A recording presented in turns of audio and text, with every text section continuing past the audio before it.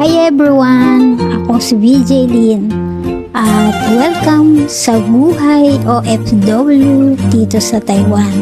Tara, samahan ninyo ako sa mga biyahe, kwento at aral na natutunan ko habang malayo sa pamilya.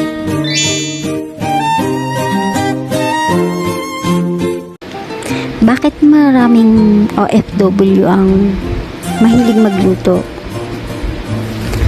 Napansin nyo ba? Ang daming OFW na mahilig magluto. Hindi dahil chef kami at hindi rin dahil marami kaming oras. May mas malalim na dahilan.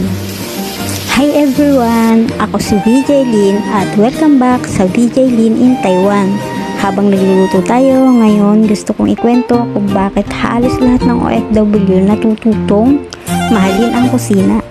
Noong nasa Pilipinas ako, hindi naman ako ganito kadalas magluto. Pero pagdating ko rito sa Taiwan, unti-unti akong natuto. Hindi dahil gusto ko, kundi dahil kailangan.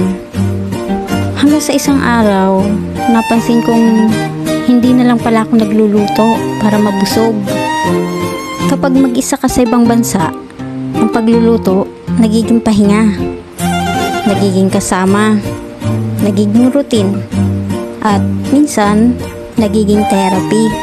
Isa sa mga advantage ng pagluluto sa Taiwan ay maraming fresh ingredients. Hindi kailangan mahalin ng ulam. Ang mahalaga, marunong kang mag-budget. Minsan naiisip ko, hindi pala talaga pagkain ang niluluto natin. Ang niluluto natin ay disiplina.